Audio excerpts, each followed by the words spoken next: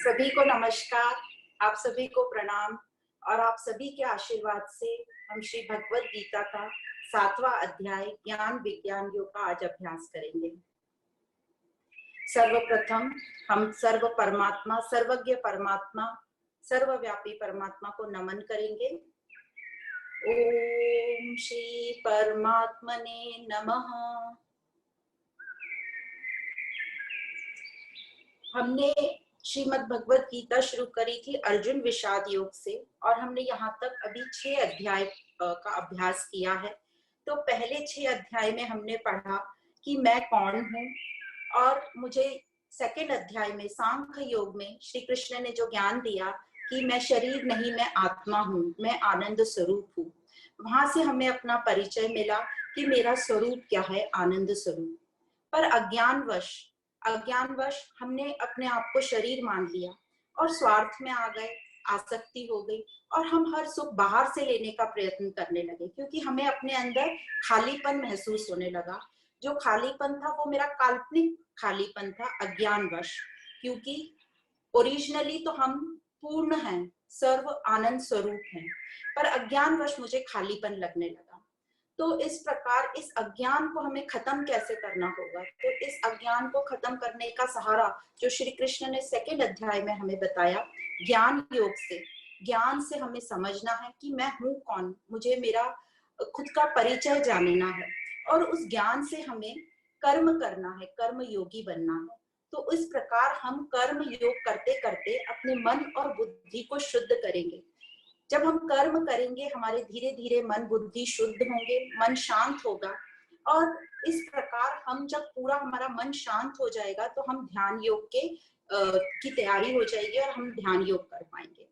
अब ये ध्यान योग जो हमने पढ़ा था 6th अध्याय में, ध्यान योग क्या है? तो सिर्फ एक लाइन में यदि कहा जाए तो ध्यान योग है अपने स्वरूप को सहज ही जान लेना। तो यह है ध्यान योग। अब ये जो ध्यान योग है, मेडिटेशन है, यह एक स्थिति है, एक स्टेज है और जो हम अभी तक करते आ रहे थे वो है इस ध्यान की तैयारी, मेडिटेशन की तैयारी। अब इसको फिर हम मेडिटेशन क्यों बोलते हैं?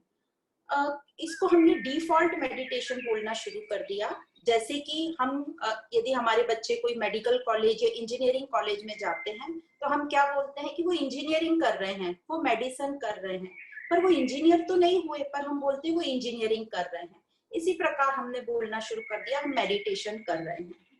तो ये तैयारी के वक्त भी, मेडिटेशन या ध्यान योग की तैयारी के वक्त ही हमें अपने आप में बदलाव महसूस होगा। हमें इमीडिएट जब हम मेडिटेशन करके उठते हैं, कुछ वक्त जब हम ध्यान लगाते हैं, अपने आप को शांत करने की कोशिश करते हैं, तो जो इमीडिएट इफेक्ट हमें पता चलते हैं कि हमें 1-2 घंटा बहुत ही शांति लगती है, आनंद लगता है। तो वही जो हमें 1 घंटा 2 घंटा शांति और आनंद लगता है, हमें चाहिए कि वह शांति और आनंद मेरा लाइफस्टाइल बन जाए। 24/7 मुझे वो आनंद की प्राप्ति हो और वैसा मैं शांति हमेशा पा सकूं। तो उसी की हम कोशिश करते हैं और हमने 5वें अध्याय तक ध्यान योग की तैयारी पढ़ी। अब ये जो ध्यान योग है, इसके जो हमने इसकी तैयारी करी उसको हम 4 स्टेजेस में बांट सकते हैं। तो एक सिंपल वर्ड्स में बोलना चाहें तो ये जो 4 स्टेजेस हैं, पहली स्टेज है जिसको बोलते हैं सालोक्यम। सालोक्यम मतलब मैंने मेरा अपना देखने का नजरिया अपनी और अंदर की ओर मोड़ लिया, मतलब मैंने अपनी दृष्टि अंदर की ओर मोड़ ली। सालोक्यम मतलब मैं अपने देश में वापस आ गई। दूसरा स्टेप है सामीप्यम। सामीप्यम मतलब निकट आ जाना। तो ये हम अपने अंदर की ओर मुड़ गए, हमने अपने कर्मों में थोड़ा सुधार किया, निस्वार्थ थोड़ा भाव आया, हम थोड़े सात्विक बन गए और अपने निकट आ गए। तीसरी स्टेज है सारूप्यम। सारूप्यम मतलब मुझे अपने भीतर एक शांति का अनुभव होने लगा और मुझे सब जगह दिव्यता दिखने लगी। तो ये हो गया सारूप्यम, मतलब जो मेरा असली रूप है वह मुझे थोड़ा थोड़ा दिखाई देने लगा। और जो चौथी स्टेज है वो है सायुज्यम। सायुज्यम मतलब मैं मेरे रूप के साथ एक एकाकार हो गया, मैं और मेरा रूप एक हो गया। तो ये 3 स्टेजेस, इसको हम और भी अच्छी तरह यदि समझाना चाहें तो हम अपने लौकिक सांसारिक स्टाइल में कैसे समझाएंगे? जैसे हमारे बच्चे समझो दूर बाहर कहीं रहते हैं और वो उन्होंने हमें मैसेज दिया कि हमारी घर आने की टिकट हो गई है और वो ट्रेन में बैठते हैं, और जब वो थोड़ा हमारे शहर के पास आ जाते हैं तो वो बोलते हैं कि जैसे हमने कल्याण क्रॉस कर लिया, तो हमें बड़ी खुशी होती है कि वो अपने बॉर्डर में आ गए हैं, जैसे महाराष्ट्र के अंदर एंटर हो गए या मुंबई के अंदर एंटर हो गए, तो हमारे अंदर एक खुशी होती है कि वो मेरे देश में आ गया, मेरे बॉर्डर्स के अंदर आ गया। तो वो हो गया सालोक्य।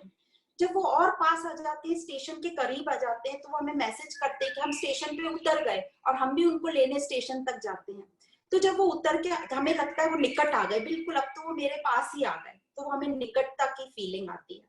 फिर जब वो हमें फोन करते हैं कि हम बाहर निकल रहे हैं स्टेशन के, तो हम हर बच्चे को देखते हैं, हमें लगता है हर बच्चा हमें लगता है अपना ही है। फिर हम बोलते नहीं नहीं, उसने तो आज ब्लू कलर का शर्ट पहना है, वो ऐसा होगा। तो हमें हर कोई अपना लगने लगता है, और एक अंदर बड़ी खुशी और शांति की फीलिंग आती है। और वो जब बच्चा हमारे पास आ जाता है और हम जब उसके गले मिलते हैं, तो वो हो गया सायुज्यम, वो और मैं एक हो गया। तो इसी प्रकार जब मैं अपने स्वरूप से मिल जाती हूँ, तो इसी प्रकार की ये 4 स्टेजेस होती हैं, जिनको ये बहुत सुंदर शब्दों में वर्णित किया गया है।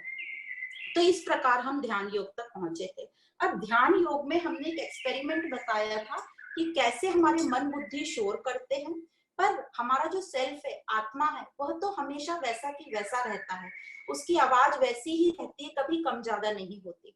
पर क्योंकि हमारा मन बुद्धि इतना शोर करता है, अशुद्ध है, हलचल में है, विचलित है, द्वेष में है, राग में है, तो हमें अपनी खुद की आवाज सुनाई नहीं देती, हम अपनी खुद के साथ ही कंफर्टेबल नहीं होते, और हम बाहर इतने ऑक्यूपाइड रहते हैं कि हम अपने आप को जानने की कोशिश भी नहीं करते।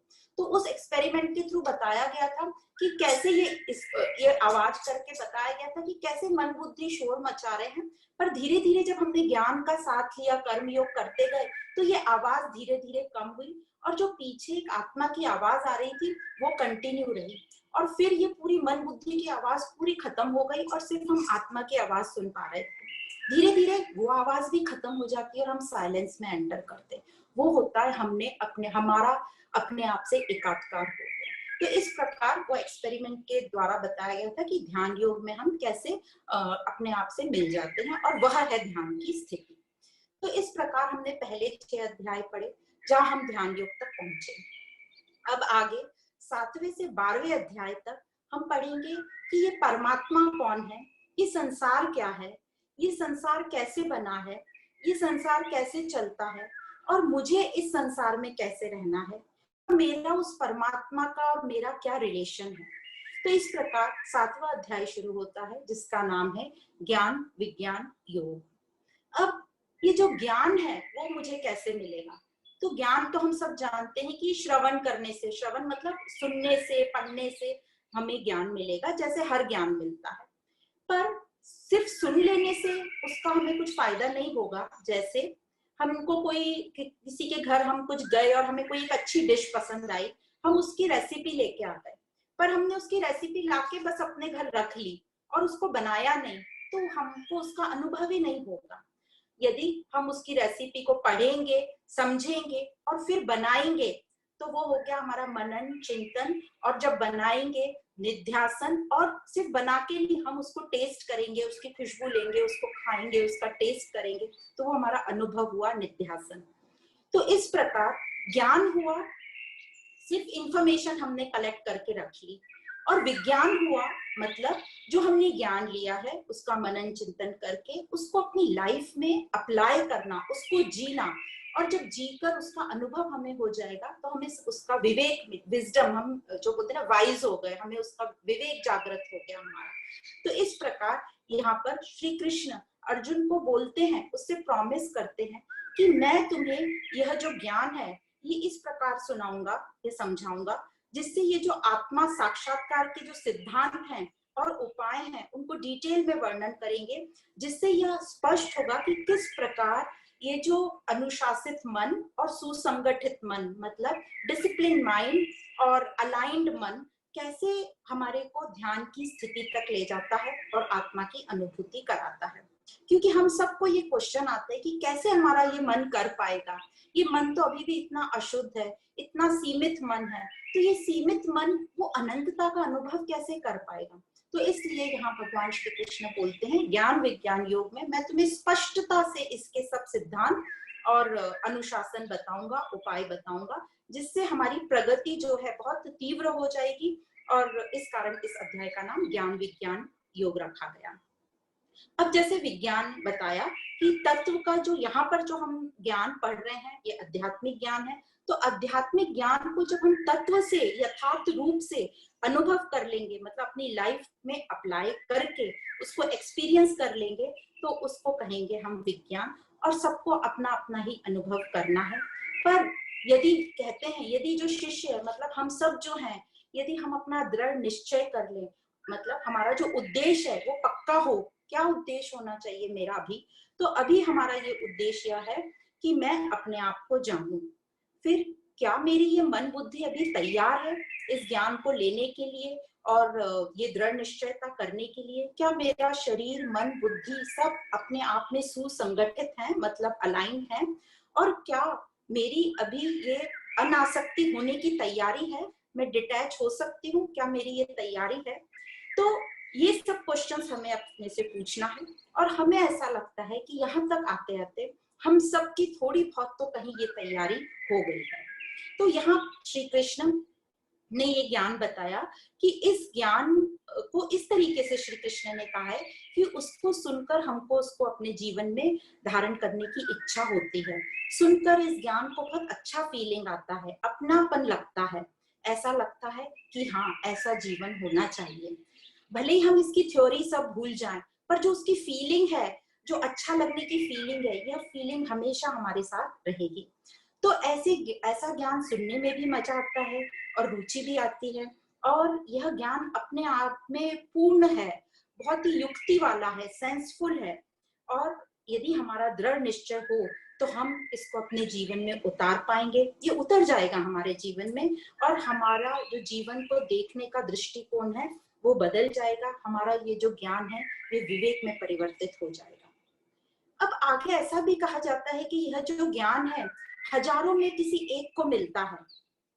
तो हम सबको ये मिल रहा है, तो वो हजारों में एक हम हैं और ये हमें समझ भी आ रहा है। तो इसका हमने शुक्रिया अदा करना चाहिए, आभार प्रकट करना चाहिए। पर क्यों हजारों में किसी एक को मिलता है? क्योंकि ज्यादातर जो मनुष्य हैं वो संसार में बहुत आकर्षित हो जाते हैं, उसी में उलझ जाते हैं। और यदि उनको समझ भी कुछ आता है तो वो अपने अवगुण को मानने को तैयार ही नहीं होते। और यदि उन्होंने अपने अवगुण मान भी लिए तो चेंज होने को तैयार नहीं होते। जैसे हमने कई लोगों से सुना है कि भाई हम तो चेंज नहीं हो सकते, पूरी उम्र बीत गई, अब क्या चेंज होना। तो इस प्रकार हम अपने आप को चेंज होने की कोशिश भी नहीं करते और हमने अपने आप में बोल दिया है कि हमें अब चेंज होने की जरूरत नहीं है, क्योंकि अब हमारी तो पूरी लाइफ गुजर गई है, तो अब हम चेंज नहीं हो सकते। तो इस प्रकार की हमारी मनोवृत्ति होती है। हम मेहनत ही नहीं करना चाहते अपने पे, हम सोचते हैं बाहर सब बदल जाए, हमें मेहनत नहीं करनी। मतलब पुरुषार्थ की कमी है हमारे में। पुरुषार्थ की कमी मतलब हमारे में एक तो पेशेंस कम है, धीरज नहीं है हमारे में निरंतरता नहीं है। हम प्रैक्टिस को बीच में ही छोड़ देते हैं परेशान होके कि ये तो बहुत कर लिया, ये नहीं होगा। तो आत्मज्ञानी ज्ञान के अधिकारी वही लोग हैं जिसमें धीरज हो, जिसमें वो निरंतरता हो, सततम हमेशा वो ज्ञान का साथ रखे। उसका लक्ष्य ही हो कि ज्ञान से मुझे अपने आप को जानना है और मन में दृढ़ता हो। तो इस प्रकार आत्मज्ञान के अधिकारी यह सब लोग हैं जिनके मन में धीरजता हो, निरंतर करने की जिज्ञासा हो, लक्ष्य हो अपने आप को जानने का और मन में दृढ़ता हो कि मुझे अपने आप को जानना है। तो यहाँ कृष्ण हमको एनकरेज कर रहे हैं कि हजारों में तुम एक हो। तो हमने ये ज्ञान के प्रति अपनी चाहत बनाए रखनी है, निरंतर अभ्यास करना है, हमें अपनी प्रेरणा खुद बनना है और ज्ञान से हमें अपने आप को खोज लेना है। तो ये यदि हमारा दृढ़ निश्चय रहेगा तो हमारे जीवन में परिवर्तन अवश्य होगा और हमें उन्नति प्राप्त होगी। उन्नति मतलब हम खुद अपने आप को जान जाएंगे तो हम आनंद में रहेंगे, शांति को प्राप्त होंगे। तो इसी प्रकार एक छोटा सा दृष्टांत है, कैसे समझ में आता है कि हम अपने आप को भूलकर सब करते हैं, हम अपने ऊपर नजर नहीं डालते, पूरे टाइम हमारी नजर बाहर की ओर होती है। तो एक दृष्टांत इस प्रकार है कि एक नाव में, एक बोट में कुछ प्रोफेसर लोग, 11 प्रोफेसर थे, अलग अलग फील्ड में महारथी थे। वो एक बोट में बैठ के कहीं दूसरे तट पर जा रहे थे। तो लंबा सफर था, वो सब 11 लोग बैठे बोट में और जब वो दूसरे तट पर पहुंचे तो उनमें से एक के मन में विचार आया कि हमने काउंट कर लेना चाहिए कि हम पूरे 11 हैं कि नहीं हैं। तो एक व्यक्ति खड़ा हुआ और उसने काउंट किया। तो उसने 1 से काउंट करना शुरू किया, 10 तक काउंट किया और वो बोले अरे हम तो 11 लोग थे, ये 11वां कहाँ गया। फिर दूसरा प्रोफेसर बोला अरे तुम रुको, मैं काउंट करता हूँ। दूसरे ने काउंट किया, ऐसे चौथे ने काउंट किया, ऐसे सबने काउंट किया, पर 10 तक ही आ रहा था, वो 11वां खो गया, 11वां नहीं मिल रहा है। तो उसी टाइम देखा उस तट पे कुछ दूर से कुछ व्यापारी लोग आ रहे थे। तो वो व्यापारी लोगों ने पूछा कि अरे आप लोग बहुत चिंतित दिख रहे हैं, क्या बात हो गई। तो उन्होंने बताया कि हम लोग चले थे 11 लोग, पर अभी हम 10 ही हैं, एक जना हमारा मिसिंग है कोई। तो जो व्यापारी बोले थे अच्छा चलो रुको मैं काउंट करता हूँ आप लोगों को, आप लाइन से खड़े हो जाओ। तो वो सब लाइन से खड़े हुए और ये व्यापारी ने काउंट करना शुरू किया और 11वें तक काउंट कर लिया। तो वो बोले आप तो पूरे 11 हो। तब सबको समझ में आया कि जो एक पर्सन काउंट कर रहा था वो अपने आप को काउंट नहीं कर रहा। तो वो 11वां कौन है, वो 11वां हम हैं। तो हमें अपनी दृष्टि अपनी ओर रखनी है। तो इस यहाँ 7वें से 12वें अध्याय तक हमको यही एक्सप्लेन किया गया है कि बाहर से अपनी दृष्टि को हटा के अपने ऊपर अंदर की ओर जोड़ो। तो इस प्रकार यहाँ पर हमको अपने आप से जुड़ने की बात कहते हैं और कृष्ण अब आगे एक्सप्लेन करते हैं कि कैसे हम अपने आप को जुड़ सकते हैं। उसके लिए हमें थोड़ा सा डिटेल में पढ़ाई करनी पड़ेगी, समझना पड़ेगा कि हम हैं कौन, हम कैसे बने हुए हैं। तो इसी प्रकार कृष्ण कहते हैं कि मेरी 2 प्रकृति है। तो यहाँ 2 नए शब्द आते हैं, एक अपरा प्रकृति और दूसरी परा प्रकृति पुरुष। तो ये जो जगत है ये 2 चीजों से बना है। अपरा प्रकृति मतलब जड़ जिसमें जान नहीं है, और दूसरा परा प्रकृति मतलब पुरुष जो चेतन तत्व है। और ये जो जड़ प्रकृति है, ये जड़ प्रकृति इस पुरुष के साथ ही जब संयोग होता है तभी उसमें व्यवहार और हमें दिखता है। तो ये जो जड़ प्रकृति है, जो अपरा प्रकृति है, ये क्या है। तो ये प्रकृति है जो हमारे 5 तत्व हैं, पृथ्वी, वायु, जल, अग्नि और आकाश, मन, बुद्धि और अहंकार। तो ये 8 चीजें मिलकर ये अपरा प्रकृति बनाती है जो कि जड़ प्रकृति है। तो यही जो जड़ प्रकृति है इसी से हमारा शरीर बना है। तो जो हमारा शरीर है, स्थूल शरीर, जो तो ये जो स्थूल शरीर है ये 5 तत्वों से बना है। और यही जो 5 तत्व हैं इसका जो सूक्ष्म तत्व है, सूक्ष्म जो पार्ट है, मतलब सटल पार्ट है और प्योर पार्ट है, उससे बने हैं हमारा मन, बुद्धि और अहंकार। और सूक्ष्म से ही हमारी ज्ञानेंद्रियां और कर्मेंद्रियां बने हैं। तो जो हमारा स्थूल शरीर हुआ, फिर सूक्ष्म शरीर हुआ और कारण शरीर हुआ। तो स्थूल शरीर 5 तत्वों से बना है, सूक्ष्म शरीर उन्हीं की डिवीजन से और सूक्ष्म से इंद्रियां बनी हैं, और जो कारण शरीर है वो मेन आकाश तत्व जो मन है उससे बना है। तो इस प्रकार ये हमारा शरीर बना है। अब जो हमारी इंद्रियां हैं, ज्ञान इंद्रियां, वो बाहर से विषय ग्रहण करती हैं और मन के द्वारा मन को देती हैं। जो इंद्रियां बाहर से विषय लेती हैं और मन को देती हैं। अब मन उनको फिर थोड़ा क्लासिफाई करता है, उनका एकाकीकरण करता है और डिसाइड करता है कि उसको क्या फील हो रहा है। और मन ये जो अपना जो इंद्रियों से उसने विषय ली है, फीलिंग्स जो है, वो बुद्धि को देता है और बुद्धि जज करती है कि किसका कैसा मुझे डिसीजन लेना है। तो ये सब हमारे अनुभवों के ऊपर, पुराने जो हमारे बिलीफ सिस्टम्स हैं उसके आधार पर हम इन सब जो फीलिंग्स हैं, टेस्ट है, जो विजन है, इन सबको हम क्लासिफाई करते हैं। अब इस तीनों स्तर पर, मतलब इंद्रियों से मन, विषयों से इंद्रियों की ओर गए, इंद्रियों से मन की ओर गए और मन से बुद्धि की ओर गए, इस तीनों लेवल पर हर वक्त अहंकार वृत्ति हम हमेशा सदा बनी रहती है, जिसे कहते हैं अहंकार। अब हमने अभी तक पढ़ लिया ये जड़ जो है शरीर हमारा, इसको जो है चेतनता, मतलब जो लाइफ मिलती है वो मिलती है इस पुरुष से जो कि है परा प्रकृति। तो अभी तक हमने अपरा प्रकृति पढ़ी। अब हम समझेंगे कि ये जो परा प्रकृति है, पुरुष है, ये जो है तत्व, जीव तत्व को जीव देता है, तत्व देता है, और जिससे यह जगत पूरा धारण किया जाता है।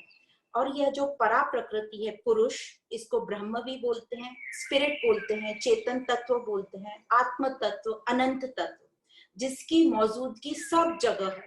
कोई भी जगह ऐसी नहीं है जहां इस अनंतता है नहीं। हर जगह सृष्टि में पूरा परिपूर्ण है इस अनंतता से।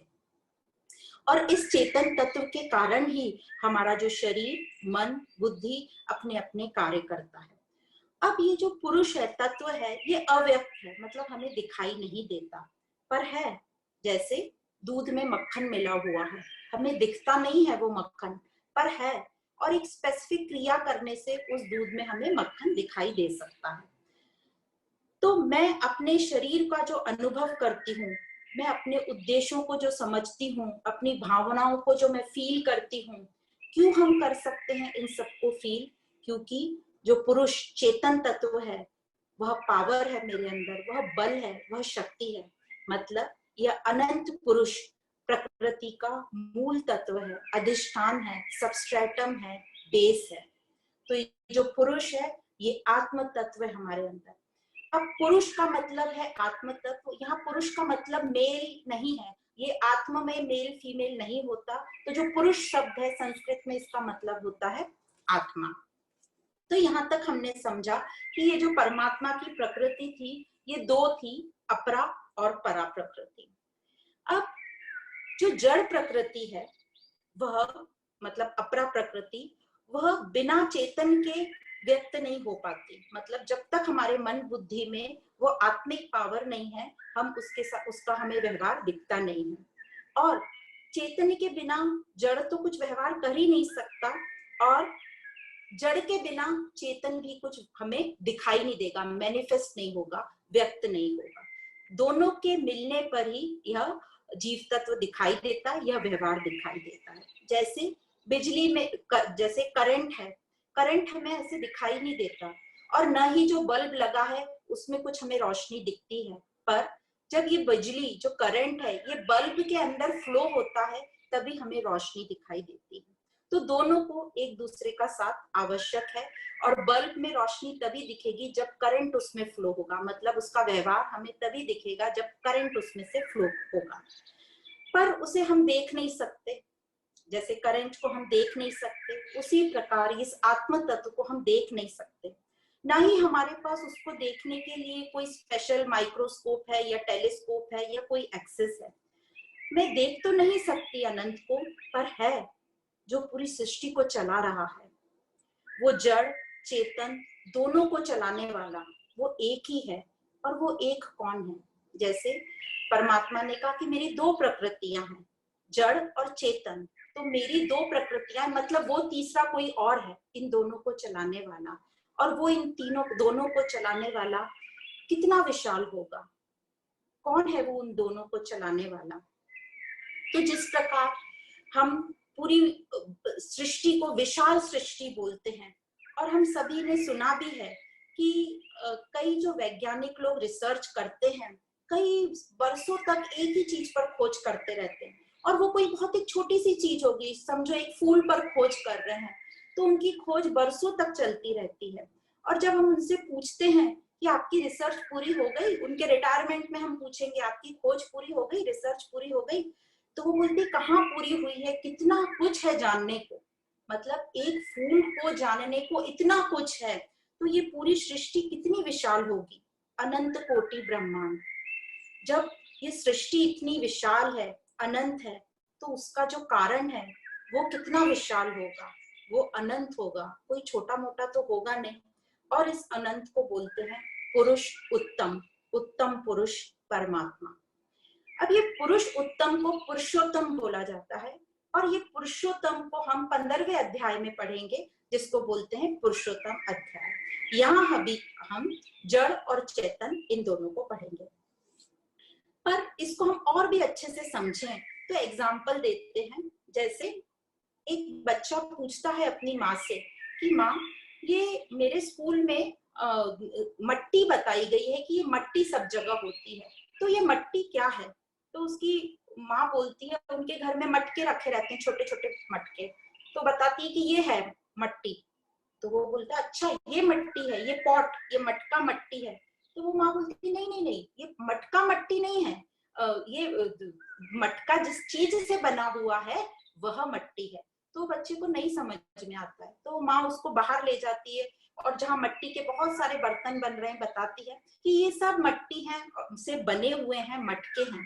तब भी उसको नहीं समझता, तो उसको बताती है कि ये जो चूरा, मट्टी को तो मटके तोड़ती है और बताती है कि ये जो चूरा बचा है ये मट्टी है। कहने का मतलब जो मटका था वो तो चेंजेबल है, परिवर्तनशील है, पर जो उसकी मट्टी थी वो हमेशा वैसी की वैसी रहेगी, वो चेंजेबल नहीं है।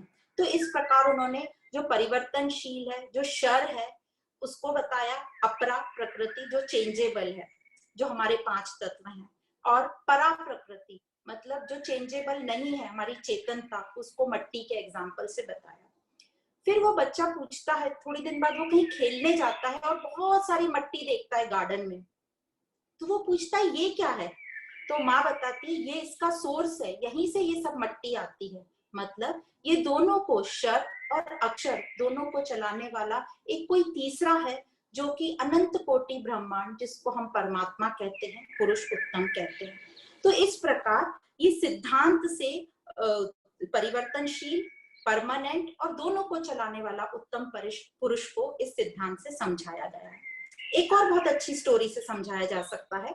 जैसे एक फैमिली है, 2 बच्चे हैं, एक बच्चा 5 साल का है, एक बच्चा 10 साल का है और माँ बाप है। तीनों एक कठपुतली का शो देखने गए, पपेट शो। तो जो छोटी बच्ची थी 5 साल की, वो जो कठपुतलियां जो नाच रही हैं उनको देख के बहुत खुश हो रही है। तभी उसका बड़ा भाई जो 10 साल का था, वो बोलता है अरे इनको देख के क्या खुश हो रही है, ये जो कठपुतलियां हैं तो ये सब जो तार लगे हैं ना, इससे चल रहे हैं, जो तारों की विशेषता है इसमें। तो जो उनके माँ बाप हैं वो बोलते हैं उससे भी जो ऊपर ये कठपुतली को चलाने वाला है, ये उसकी विशेषता है, वो इन सबको चला रहा है। तो इस प्रकार ये 3 लेवल पे हमने समझा, शर, अक्षर और उन दोनों को चलाने वाला पुरुष उत्तम, पुरुषोत्तम। तो इस अध्याय में हम और आगे बढ़ते हैं, और जिस प्रकार हमने देखा कि ये अनंत कोटि ब्रह्मांड है, तो अनंत कोटि ब्रह्मांड को चलाने वाला भी अनंत होगा, वो परमात्मा। पर ये पूरे ब्रह्मांड में समानता क्या है? मतलब मेरे में, आप में, ये टेबल, चेयर, ये लैपटॉप, आईपैड, ये पेन, पेंसिल, ये चश्मा, इन सब में समानता क्या है? ये चश्मा पेन नहीं हो सकता, आप मैं नहीं हो सकती, मैं आप नहीं हो सकते, पर समानता क्या है? कुछ तो ऐसी चीज है जो हम सब में समानता होगी। तो वो समानता है होनेपन की। हम हैं, हम सब हैं, इजनेस, यही हम सब में समानता है। अब यदि कोई वस्तु को हम खत्म करना चाहें, तो हमने देखा है कोई भी वस्तु खत्म नहीं होती है। हम जला देते हैं कोई चीज को तो वो राख बन जाती है, हम किसी चीज को गला देते हैं तो वो गलकर वो फॉर्म ले लेती है। जैसे शक्कर को पानी में गलाया तो खत्म नहीं हुई, वो मीठा बन गया। नमक को पानी में मिलाया तो वो नमकीन बन गया। तो कोई भी चीज खत्म नहीं होती, पर दूसरा फॉर्म ले लेती है। इसीलिए बोलते हैं ये जगत नित्य है, परिवर्तनशील है, परिवर्तन होता रहेगा, फॉर्म बदलते रहेंगे, इसलिए वो नित्य है, खत्म कभी कोई भी चीज नहीं होती। तो यह जो होनापन है, जो हम सब में है, इजनेस, जो हम हैं, इसको बोलते हैं जीवन, लाइफ, कॉन्शियसनेस। अब ये जीवन में, ये जीवन का कारण जो है वो है चेतनता, अनंता, आत्मा। तो इस प्रकार हम सब जो हैं, होनेपन का जो हमारा एग्जिस्टेंस है, उसको ही कहा गया है ये अनंतता, चेतन स्वरूप। जैसे आदि शंकराचार्य जी कहते हैं कि न मैं मन हूँ, न मैं बुद्धि हूँ, न मैं अहंकार हूँ, न मैं ये 5 तत्व हूँ, मतलब मैं शरीर भी नहीं हूँ, न मैं राग हूँ, न द्वेष हूँ, न लोभ हूँ, न मोह हूँ, न मैं पाप हूँ, न मैं पुण्य हूँ, न मैं काम हूँ, न मोह हूँ, न मैं वेद हूँ, न मैं शास्त्र हूँ, न मैं कोई तीर्थ हूँ, न मैं मृत्यु हूँ, न मैं गुरु हूँ, न मैं बंधु हूँ, न मैं भोग हूँ, न मैं भोगता हूँ। तो फिर मैं कौन हूँ? मैं ये आत्मा हूँ जो निर्विकल्प है, निर्गुण है, सर्वत्र है, सर्वव्यापी है। तो इस प्रकार ये जो चेतनता है, ये जो चेतन तत्व है, ये हम सभी की बुनियाद है, ये हमारा बेस है, ये हमारा मूल कारण है। ये कभी ना बदलने वाली, कभी ना खत्म होने वाली बुनियाद है। तो ये जो चेतन तत्व है, ये क्या हमारी हम सबकी आत्मा से भिन्न है, हम सबको अलग अलग करता है। ये चेतनता, पुरुष, अनंता, ये ना दिखने वाला हम सबकी जो नींव है, वह कैसे हम सबको जोड़े रखता है।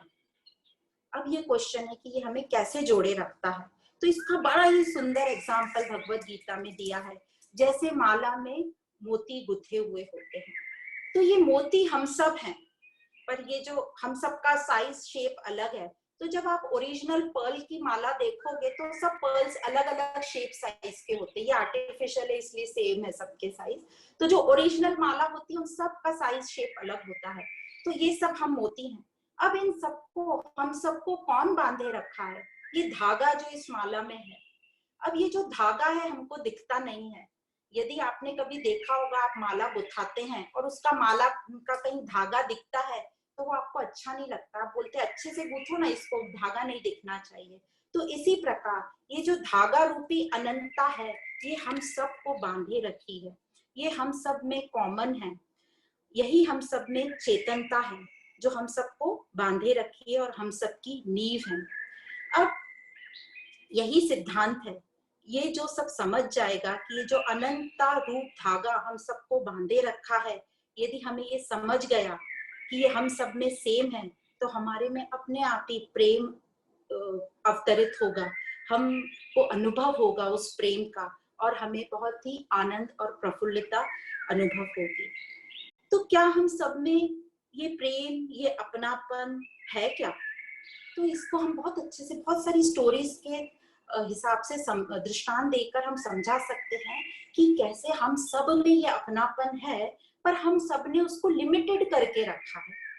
तो एक तो हम स्टोरी से सुनाते हैं, 5 स्टोरी सुनाऊंगी, अलग अलग देखना कैसे हम अपनापन रिलेट करते हैं इसमें।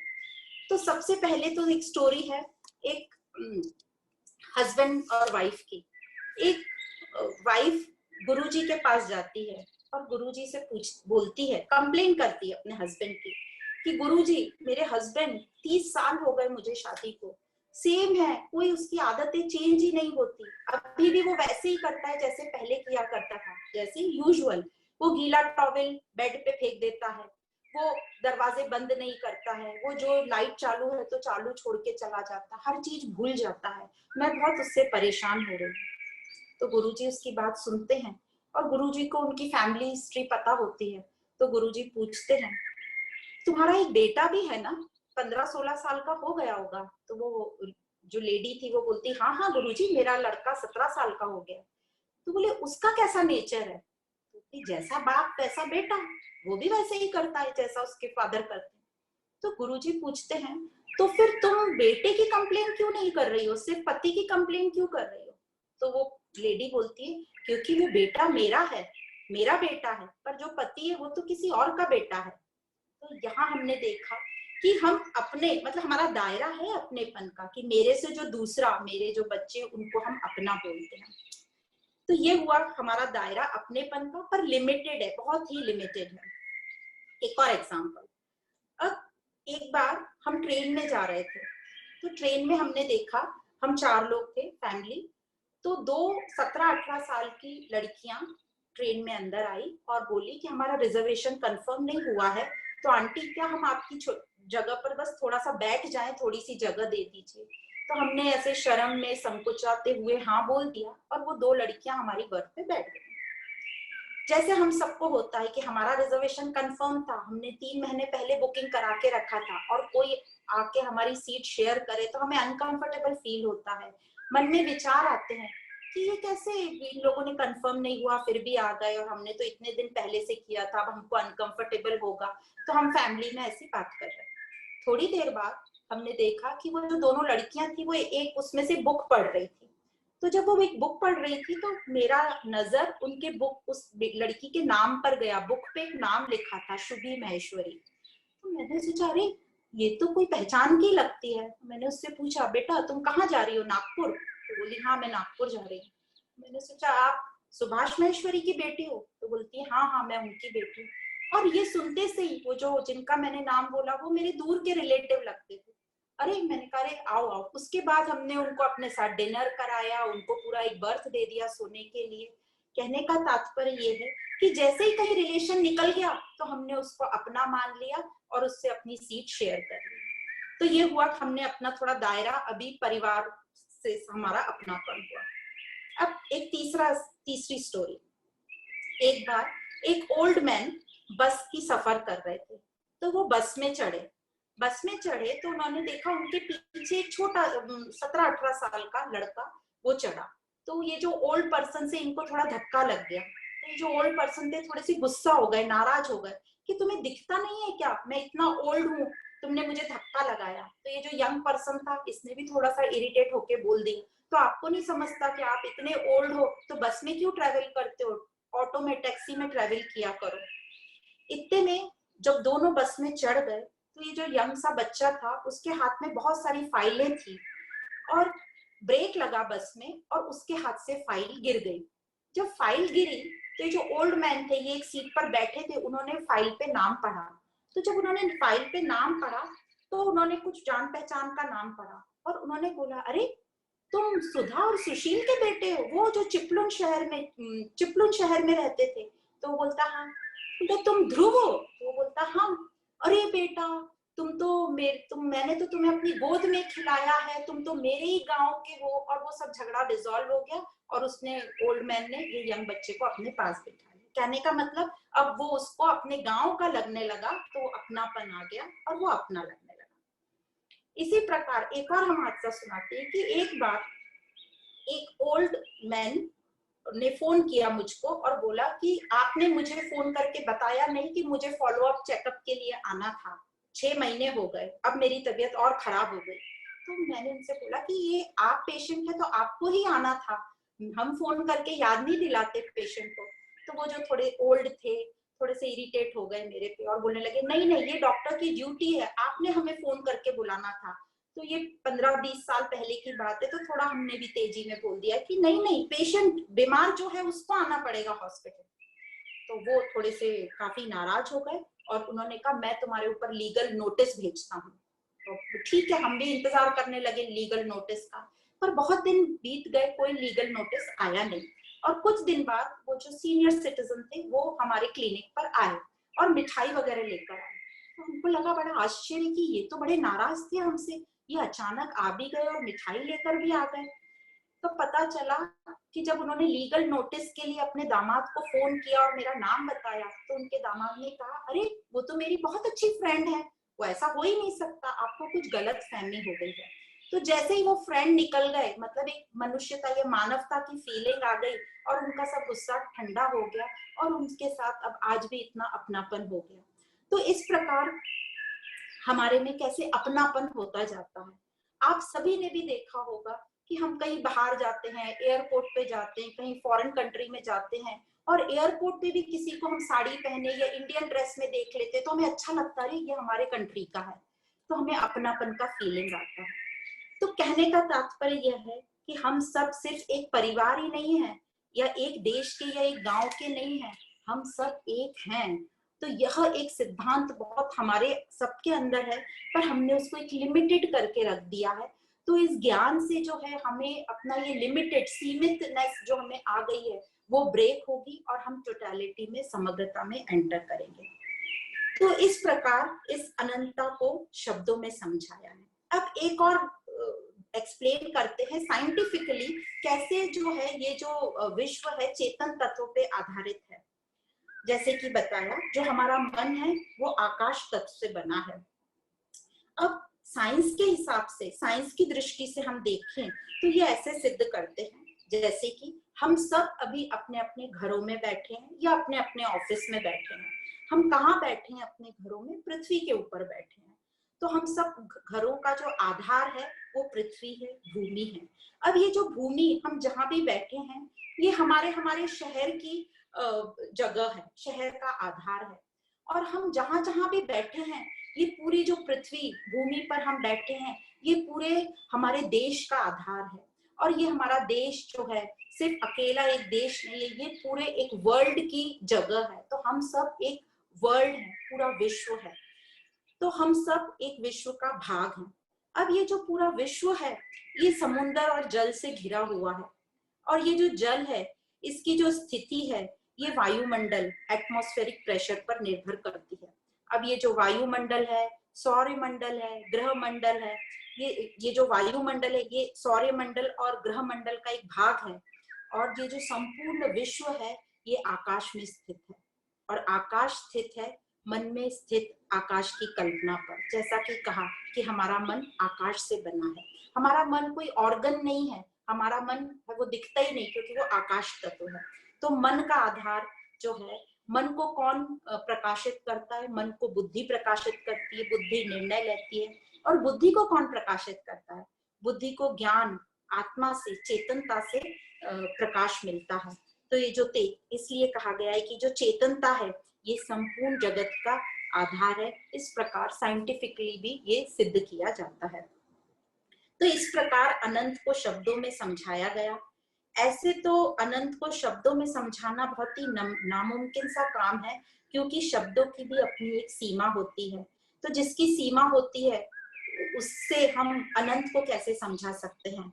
पर फिर भी हम शुक्रगुजार हैं उन महान लोगों का, जिन्होंने उन महान योगियों का, जिन्होंने इतनी सुंदर तरीके से शास्त्रों में शब्दों द्वारा हमको इस अनंतता के बारे में समझाया गया। अब जिस प्रकार माला में धागा छिपा है, उसी प्रकार जगत में चेतनता छिपी हुई है। जगत जो है इस चेतनता की अभिव्यक्ति है। तो उसके प्रभाव को जानो, उसको देखकर आनंद में रहो। और श्री कृष्ण कहते हैं सृष्टि में ये जो अनन्यता है, जो सत स्वरूप है, इसको अनुभव करो, इसको जानने की कोशिश करो। और किस प्रकार मुझ में ये पूरा जगत पिरोया हुआ है उसको आगे समझाते हैं। अब जिस प्रकार पूरा जगत इस परमात्मा तत्व में पिरोया गया है, उसी को जब हम देखेंगे तो हम हर चीज में अनन्यता कैसे देखें वो समझ पाएंगे। अभी हमें यही मुश्किल होती है, हर चीज में वो हम सत्यता, अनन्यता, इनफाइनाइट स्वरूप कैसे देखें। तो यहाँ पे कुछ एग्जाम्पल दिए गए हैं। जैसे भगवान कहते हैं कैसे अनन्यता मेरे स्वरूप में ये पूरा जगत पिरोया हुआ है। तो सबसे पहले बताते हैं पानी। जो पानी है, जल है, तो जल में हम कैसे अनंत स्वरूप देखेंगे? तो कहा है जल में जो तरलता है, लिक्विडिटी है, जो जल में जो रस है, वह अनन्यता का है। तो हम सब ने देखा है कि जल में, जो पानी में कोई टेस्ट नहीं होता, पर फिर भी वो कितना शांति प्रदान करने वाला होता है। तो हम जब भी पानी का इस्तेमाल करें, किसी भी तरह का, जब हम भोजन पकाएं, जब हम स्नान करें, स्विमिंग करें, या हम पर्यटन जगह पर जाके उस पानी को देखें, तो हम याद रखें कि ये जो अनन्यता है, इसमें जो लिक्विडिटी है और जो इसका रस है, यह है अनंत स्वरूप। तो इस प्रकार हम पानी को यूज करते हुए उसमें अनंतता देख सकते हैं। फिर बताया सूरज, चांद, तारे, इनमें हम कैसे अनंतता देखें? तो इनमें जो प्रकाश है वह अनंतता का प्रतीक है। तो अब जब भी हम सूरज, चांद, सितारे देखें तो ये याद रखें कि ये जो प्रकाश है वही प्रकाश मुझ में है, क्योंकि चेतन तत्व तो हम सब में एक हैं। तो हमें याद दिलाएगा कि हम भी वही चेतन स्वरूप हैं। फिर आगे बोलते हैं वेदों में जो अनंतता का प्रतीक है वह है ओम। अब हमने देखा है कि सभी वेदों की जो नींव है वो आत्मा है, और जो ओम है वो आत्मा का प्रतीक है। यह जो ओम है ये हमारी जागृत, स्वप्न और सुषुप्ति, इन तीनों स्टेज में को एक तरीके से एक्सप्लेन किया है कि तीनों स्टेज में जो चेतनता है वह हमेशा रहेगी, वह नहीं बदलेगी। और जब ये ओम को हम एंड फोर्थ स्टेज में जाएंगे, तुरिया स्थिति में जाएंगे, उसको बोलते हैं ध्यान की स्थिति। तो ये जो ओम मंत्र है, ये ओम मंत्र हमें शांति देता है, हमें प्रेरणा देता है। ये इसको ओम का उच्चारण करके हमें बहुत एक अच्छा फीलिंग आता है, एक दिल को छू जाता है उसका उच्चारण। तो ये तो ओम में, ओम का जो हमें साइलेंस हमें फील होता है, या जो भी कुछ फील होता है वो है अनंतता का प्रतीक। तो इस प्रकार ओम को उच्चारण बताया कि उसमें हम अनंतता कैसे देखें। बहुत ही पावरफुल मंत्र है ओम का उच्चारण। फिर कृष्ण अर्जुन से कहते हैं कि इन सब में जो भी तुम कुछ समझ रहे हो, देख रहे हो, उनमें समझो कि ये अनंत तत्व क्या है। तुम कैसे मिस कर सकते हो कोई अनंत तत्व? पर हमारे मन में क्वेश्चन आ रहा है, हम देखें कैसे अनंतता? हमें देखना ही नहीं आ रहा है अभी। फिर आगे बताते हैं कि जो मनुष्यों में जो चेतनता है, जो बल है, जो शक्ति है, वह अनंतता का प्रतीक है। क्यों कह रहे हैं हमें ऐसे बार बार? क्योंकि हमको वो दिख नहीं रहा है, हम अनुभव नहीं कर पा रहे हैं, इसलिए, क्योंकि वो व्यक्त नहीं है, इसलिए हमें बार बार बता रहे हैं कि अपनी शक्ति का कारण खोजो, कौन हो तुम, आत्मा को पहचानो। आगे बोलते हैं पृथ्वी, भूमि, जो पृथ्वी में, भूमि में जो खुशबू है, तो वो हम सब ने खुशबू कब महसूस करी है? जब पृथ्वी पर जल गिरता है तो एक धीमी सी खुशबू आती है, वह खुशबू अनंतता की प्रतीक है। तो इस प्रकार कह रहे हैं कि हर चीज में अनंतता ढूंढने की कोशिश करो और उसको पहचानो। आगे बोलते हैं अग्नि, अग्नि में जो तपन है, जो तेज है, जो सौंदर्य है, वह अनंतता का प्रतीक है। वही तेज, वही अग्नि मेरे अंदर है, क्योंकि हमारा शरीर भी 5 तत्वों से बना है, तो वही अग्नि मेरे अंदर है। और चेतनता की जो अग्नि, जो तेज है चेतनता में, वह अग्नि स्वरूप है। तो जो हमारा स्वरूप है, हमारे यदि मन बुद्धि बहुत साफ और शुद्ध हो गए तो हमारे भी मुखमंडल पर वो तेज दिखेगा। तो उसके कारण बताए कि वो तेज स्वरूप को पहचानो, वह तेज मैं हूँ। और आगे कहते हैं कि तप, जो तप है, तप भी मैं हूँ। मतलब जो तप में जो मेहनत लगती है, जो लगन और निष्ठा लगती है, और जो मेहनत हम गलत तरीके से जब कभी करते हैं, पर जब दृढ़ निश्चय हो जाता है और सही रास्ते पे होते हैं, बुद्धि हमारी कुशाग्र होती है, तो यह मेहनत हम अपनी सही रास्ते पे लगाते हैं, उसको वेस्ट नहीं होने देते। तो यह मेहनत भी चेतनता, यह उस अनंतता का प्रतीक है। हमने देखा है कि हम जब मेहनत करते हैं तो हम थक जाते हैं। क्यों थकते हैं? क्योंकि हमारी जो मेहनत होती है स्वार्थ भाव से होती है। यही हम बच्चों को देखते हैं, इतना खेलते कूदते हैं, बिल्कुल नहीं थकते, क्योंकि उनमें निस्वार्थ भाव रहता है। तो ये जो निस्वार्थ भाव की जो ताकत है, इसी को बल कहते हैं। जब हम सेल्फिश, अनसेल्फिश हो जाते हैं, उस बल को, उस ईश्वर चैतनता का बल कहा गया है। और यहाँ पर अर्जुन को एक शब्द से संबोधित किया है, जिसको बोलते हैं भरत हर्षभ। मतलब भरत हर्षभ मतलब भरत और अर्षभ, अर्षभ मतलब बैल का स्वरूप, और भरत मतलब तुम भरतवंशी हो। तो बैल का यहाँ एग्जाम्पल क्यों दिया गया है? क्योंकि जो बैल होते हैं, इनमें बहुत ही निस्वार्थ सेवा होती है, ये बहुत निस्वार्थ और त्याग की इनमें भावना होती है। और इनमें न तो कर्तव्य भाव रहता है, न भोक्तत्व भाव रहता है। मतलब मैंने किया तो मैं ही इंजॉयर हूँ इसका, ये दोनों भाव नहीं रहते हैं। तो इस प्रकार अर्जुन को बैल से संबोधित किया है कि तू, तेरे में इतनी ताकत है और तू इस लायक है, तो तू अपने इस मोह को त्याग और अपने अपने आप से जुड़, अपने रियल स्वरूप को तू जान। तो इस प्रकार हमारा जो धर्म है, यहाँ पर बताया जा रहा है तुम्हारा धर्म है आत्मा का धर्म। अब किसी भी वस्तु का धर्म या स्वरूप वह होता है जो सदा एक समान बना रहता है, और जिसके बिना उस वस्तु का अस्तित्व ही सिद्ध नहीं हो पाता। तो यहाँ आत्मा हमारा धर्म है, और आत्मा ही वो तत्व है जिसके कारण हम सब अपनी अपनी विशेषताएं व्यक्त कर सकते हैं। तो जो हमारे में चातुर्यता, माधुरता, विवेक, करुणा, हास्य, जो भी हमें कुछ दिखाई देता है, सुंदरता जो भी दिखाई देती है, वो सब अनन्यता के दर्शन ही हो रहे हैं हमें। अब जिसको ये सृष्टि का ये बेस पता है, चेतनता का पता है, वो सृष्टि की हर चीज में आश्चर्य प्रकट करेगा। और यह दृष्टि किसकी होती है? जिनका मन और बुद्धि एकदम शुद्ध हो गए, डिटॉक्स हो गए हैं।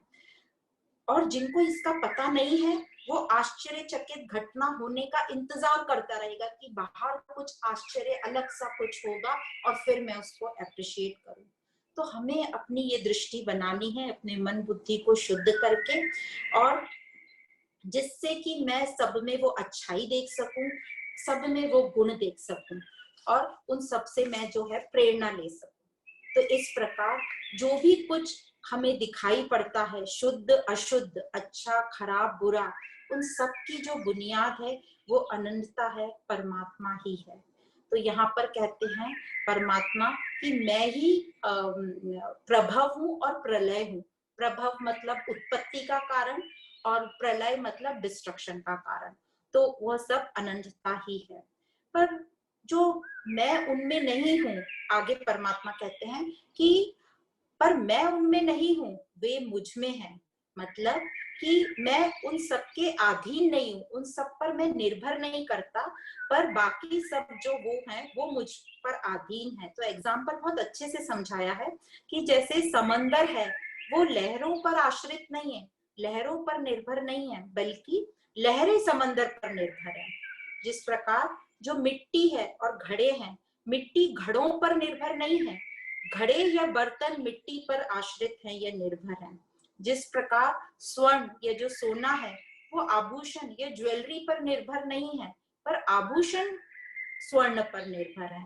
तो इस प्रकार परमात्मा कह रहे हैं कि ये सब मेरे कारण से है, पर मेरे पर इन सब का कोई असर नहीं होता, मैं उनमें नहीं हूँ पर वे सब मुझ में है। तो इस प्रकार हमारा एक और एग्जाम्पल है कि इलेक्ट्रिक करंट होता है वो अलग अलग गैजेट्स में जाता है, जैसे एसी है, गीजर है, लाइट है, पर इससे इलेक्ट्रिक करंट को कोई फर्क नहीं पड़ता है। पर जो अलग अलग गैजेट्स हैं, जैसी जिसका पोटेंशियल होगा, 0 वाट का बल्ब होगा तो वैसा लाइट करेगा, 100 वाट का बल्ब होगा तो उस प्रकार से लाइट करेगा। अब ये क्वेश्चन आता है कि जब सब सत्स्वरूप चेतन आत्मा से उत्पन्न हो रहा है तो फिर मुझे इतना सब सीमित, इतना लिमिटेड क्यों दिखाई पड़ता है? ये हम सब का क्वेश्चन है। जब इतनी सब चेतनता है, इतना सब कुछ है, तो मुझे हर चीज में सेपरेटनेस, लिमिटेड, हम ऐसे बिल्कुल जो अनंत है उससे हम न्यूनतम की तरफ क्यों गिर जाते हैं, क्यों ऐसा हमें दिखाई पड़ता है? तो इसका आंसर ये है क्योंकि इस जो चेतनता पर जो हमारा जड़ प्रकृति है, जो हमारा शरीर है, मन बुद्धि है, इसका जो है पर्दा पड़ गया है, इसका अध्यास हो गया, इसका इल्यूजन आ गया, भ्रम हो गया है हमको।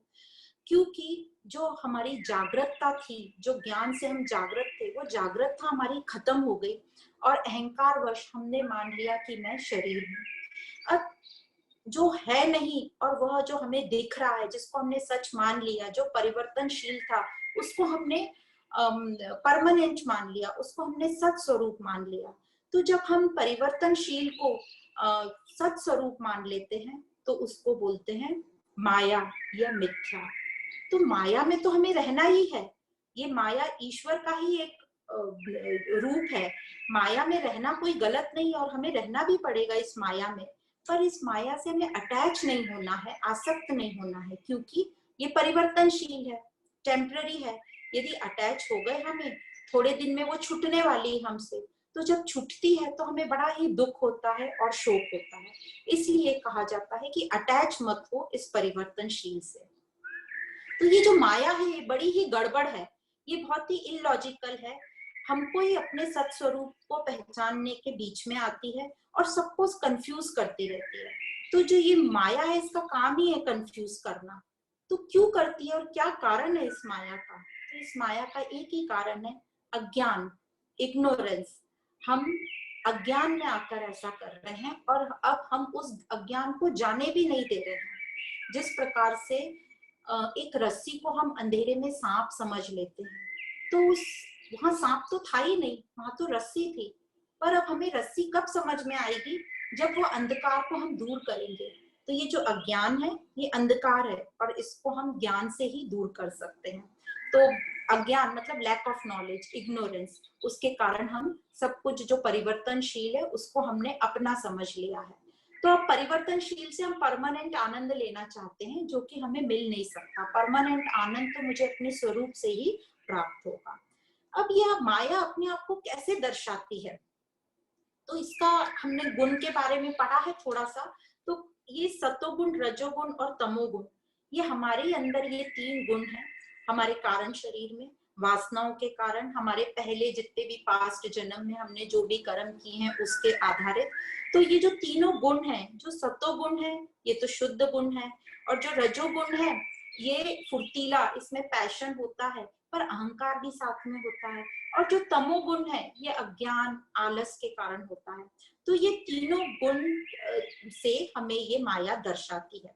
अब कैसे, इसका एक बहुत अच्छा एग्जाम्पल है, ये ब्रह्म, जैसे जो लाइट है, ये व्हाइट लाइट, ये ब्रह्म है, और जब ये 3 गुण के अंदर से पास होती है तो हम सबने एक देखा, एक प्रिज्म बोलते हैं जिसको, जो एक ट्रायंगल होता है, कांच का टुकड़ा, जिससे जब लाइट पास होती है तो उसमें अलग अलग कलर निकलते हैं। वही जो सिद्धांत इंद्रधनुष जब हम देखते हैं तो होता है।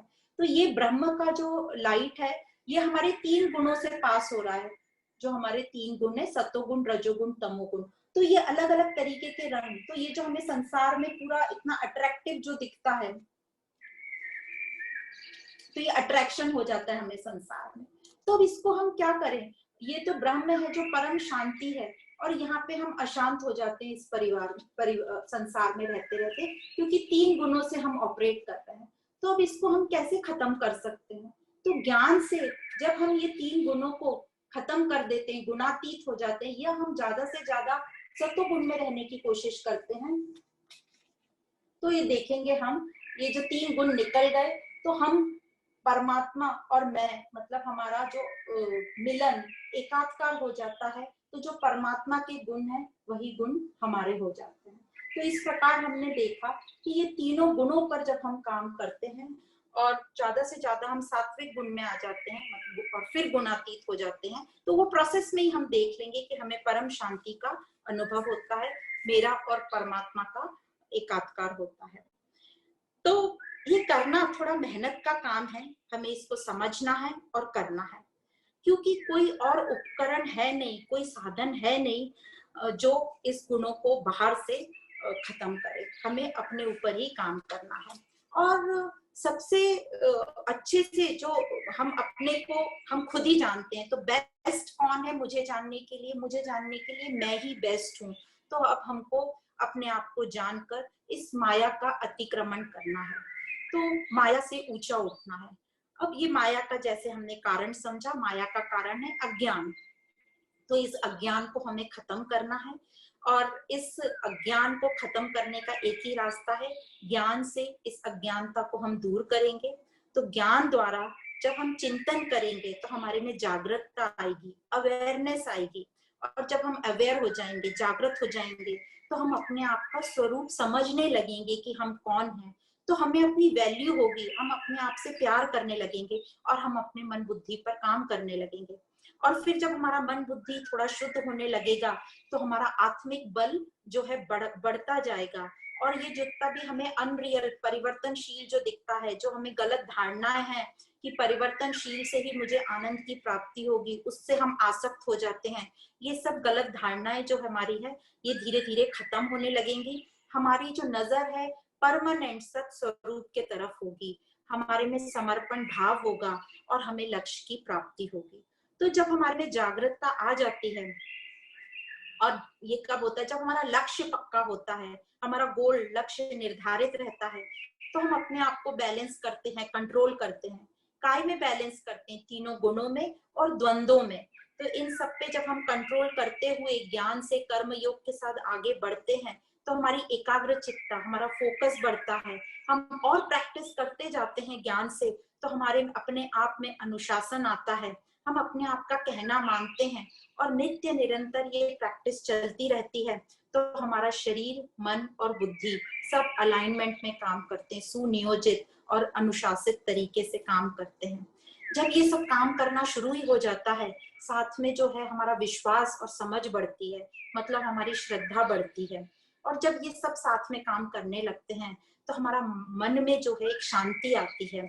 और जब मन शांत होता है, तो मन में विचार भी अच्छे आते हैं, और जब विचार अच्छे आते हैं, तो अच्छे हम कर्म करेंगे, हम निस्वार्थ भाव में कर्म करेंगे, हम परमार्थ में कर्म करेंगे। तो इस प्रकार हमारा जो ज्ञान से हमारे में जागरूकता आते आते हमारा मन शांत होता है, और एकाग्रचित्ता बढ़ती जाती है। अब जब हमारा मन शांत हो जाता है, तो हम स्वस्थ भी रहेंगे। तो फिजिकली बाहर तो हम स्वास्थ्य के लिए बहुत काम कर ही रहे हैं, अब मेंटली भी, मानसिक तौर पे भी हम स्वस्थ रहेंगे।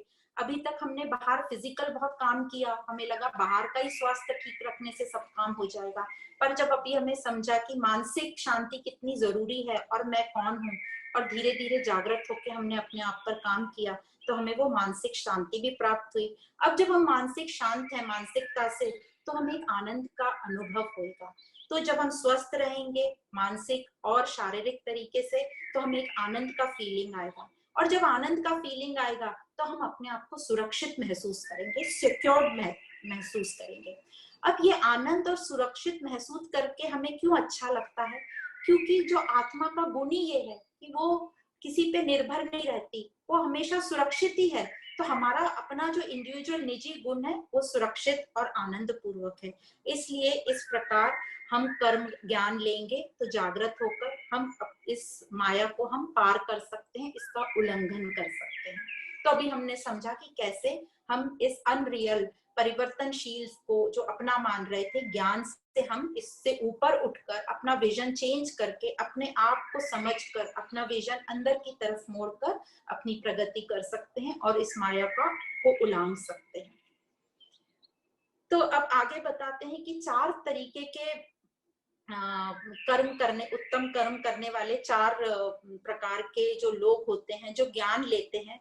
तो उनमें जो सबसे लोअर मोस्ट कैटेगरी है उसको बोलते हैं आर्थ। आर्थ मतलब जो जब दुख होता है तभी वो परमात्मा को याद करता है। सेकंड बताया जो उससे थोड़ा ऊंचा रहता है वो अर्थार्थी, जब कोई कामना उसको पूर्ण करनी होती है तब वो भगवान परमात्मा को याद करता है। और तीसरा बोला है जिज्ञासु, जैसे अभी हम सब चल पड़े हैं तो हम अपने आप पर भी काम कर रहे हैं, हम ज्ञान भी ले रहे हैं, ज्ञान द्वारा हम समझ भी रहे हैं और अपने आप को जानने की कोशिश कर रहे हैं, अपने आप को निस्वार्थ भाव में लाने की कोशिश कर रहे हैं। तो ये हुआ जिज्ञासु। पर जो फोर्थ कैटेगरी है ज्ञानी, जो कि सिद्ध पुरुष कहलाता है, समर्पित है, वो उसने अपने आप को जान लिया है, उसने अपने आप पर पूरा काम कर लिया है, वो नित्य युक्त है, मतलब निरंतर उसमें दृढ़ता रहती है कि मुझे अपनी इस स्थिति में जो मैंने जान लिया उसमें ही मैं रहूं। वो एक भक्त एकाग्र चित्ता रहती है उसमें, और उसका मन जो रहता है बहुत ही अनुशासित रहता है, ना तो उसको किसी चीज से आसक्ति रहती है, ना फल की, ना कोई कर्म की इच्छा रहती है, और पूरा निस्वार्थ भाव में और प्रेम में रहता है। वह अनंत के साथ एक हो जाता है, पूरे ब्रह्मांड में वो अपने आप को ही देखता है। जैसे वो राजा मिरर में अपने आप को देखता है तो वो अपने आप को ट्रेनिंग दे रहा है कि ये संसार भी एक मिरर है और सब जो दिख रहे हैं वो मेरे अपने हैं, मैं ही हूँ सब में। तो ये चारों में बताया अर्थार्थी, जिज्ञासु और ज्ञानी। भगवान कहते हैं कि मुझे सबसे ज्यादा ज्ञानी प्रिय है क्योंकि वो समर्पित भाव में रहता है और नित्य निरंतर अपने लक्ष्य की ओर लगा रहता है। तो ये जो ज्ञानी रहता है इसने अपने मन बुद्धि को बिल्कुल शुद्ध कर लिया है, तो ये जो भी कर्म करता है इसके शुद्ध मन बुद्धि से तो इसके विचार भी अच्छे आते हैं, कर्म भी शुद्ध होते हैं, तो उन कर्मों को बोलते हैं पुण्य कर्म। तो शांत रहने को भी पुण्य कर्म ही कहा जाता है। और एक होते हैं पाप कर्म। पाप कर्म मतलब जब हमारा मन विचलित रहता है तो हम गलत गलत कर्म भी कर लेते हैं, विचार भी क्योंकि हमारे गलत होते हैं, तो वो होते हैं पाप कर्म। तो ये जो ज्ञानी रहता है ये बोलते हैं नित्य मुक्त भी है, क्योंकि ये हमेशा जो कर्म इसके हैं पुण्य कर्म है। तो कर्मों से, ज्ञान से जब हम जागरूकता आती है, मन शांत होता है, विचार अच्छे होते हैं, तो कर्म भी हमारे अच्छे होंगे, वो पुण्य कर्म कहलाए जाएंगे। तो इससे बोला कि जो ज्ञानी है वो मुझे सबसे ज्यादा प्रिय है। पर कोई भी भक्त हो, चाहे वो आर्थ हो, अर्थार्थी हो, जिज्ञासु हो, कोई भी हो, जिसमें जो श्रद्धा रहती है उनको वो चीज मिल जाती है, चाहे सांसारिक हो चाहे आध्यात्मिक हो। क्योंकि श्रद्धा जो भी टेम्पररी भी जो रखता है और टेम्पररी चीजें मांगता है उनकी मैं पूरी करता हूँ। तो श्रद्धा का यहाँ पर काफी इंपॉर्टेंस बताया है। पर जो टेम्पररी चीजें उसको मिलती है उससे उसको पूर्णता कभी नहीं हासिल होगी, पूरा फुलफिल्ड, कंटेंटेड पूर्णता उसको कभी फील नहीं होगी। इसलिए उसको एक ना एक दिन तो ये टेम्पररी से निकलकर परमानेंट में आना ही पड़ेगा। तो यहाँ पर एक छोटी सी स्टोरी बताते हैं। ये स्टोरी है सामवेद कठोपनिषद से। जब एक नचिकेत नाम का बालक रहता है, बहुत ही जिज्ञासु रहता है, उसको पता करना रहता है कि ज्ञान क्या है, ये जीवन क्या है। तो वो एक बार उसके पिताजी कुछ गलत काम कर रहे रहते हैं हवन में, तब उसने पिताजी को टोकना शुरू किया कि पिताजी ये ऐसे कैसे आप कर रहे हो, ये आप गलत कर रहे हो। तो उसके पिताजी को थोड़ा उस पर गुस्सा आया और उसके पिताजी ने उसको यमराज के पास भेजा। तो जो यमराज थे वो ये नचिकेत से काफी खुश हो गए, क्योंकि उसने शायद 3-4 दिन उनका वेट किया, वो यमराज अपनी जगह पर नहीं थे। तो यमराज ने नचिकेत से कहा कि मैं तुमसे बहुत खुश हूँ, तुम मांगो, क्या मांगना चाहते हो। तो नचिकेत ने तो पहले अपने कर्तव्य कर्म के हिसाब से अपने पिताजी के लिए मांगा कि मेरे पिताजी को की मन बुद्धि शुद्ध हो जाए ताकि वो कर्म अच्छे से करें। और पर आप तो तो मुझे ये बताइए कि मृत्यु के बाद क्या होता है। तो यमराज को लगा इतना छोटा बच्चा ऐसा प्रश्न कर रहा है, तो यमराज ने उसको बहलाने की कोशिश करी और कहा कि अरे बेटा, ये जानकर क्या करोगे, मैं तुम्हें पृथ्वी का पूरा राज्य देता हूँ, मैं तुम्हें आजीवन यौवन देता हूँ, या मैं तुम्हें अमर रहने का वचन देता हूँ। तो वो नचिकेत ने सबको नकार दिया, बोला आप तो सिर्फ मुझे ये बताइए कि मृत्यु के बाद क्या होता है, या उसे ज्ञान चाहिए था। तब उसका दृढ़ निश्चय देखकर यमराज ने उसको ज्ञान दिया। तो इस प्रकार हमें अपने आप में दृढ़ निश्चय रखना चाहिए कि हमें चाहिए क्या, हम किस उद्देश्य के लिए काम कर रहे हैं। तो हमें क्या करना है, यहाँ पे फिर आंसर आता है ये कि जो अपनी जो कामनाएं हैं और अपने में जो उतावलापन है, तो इन कामनाओं और उतावलेपन में आकर हम अपनी धीरज और शांति को खो देते हैं। तो और अपनी अनन्यता जो क्वालिटी है हमारी, उससे हम न्यूनता में गिर जाते हैं। तो यहाँ कहा गया है कि अपनी धीरज और शांति नहीं खोना, अपने उद्देश्य पर टिके रहना, जो हमारा उद्देश्य है अनंतता को जानना, उस पर टिके रहना, और श्रद्धा साथ रखोगे तो तुम्हारा उद्देश्य पूरा होगा। जब हमारे पास श्रद्धा रहेगी, मतलब विश्वास और समझ, लगन और निष्ठा, ये जब सब रहेगा तो जो हमारा ज्ञान है वो विवेक में परिवर्तित हो जाएगा, और हमारा जो अशुद्धि है, मन बुद्धि, ये सब हमारे अशुद्धता खत्म हो जाएगी। तो इसमें बहुत सुंदर तीन एग्जाम्पल दिए हैं।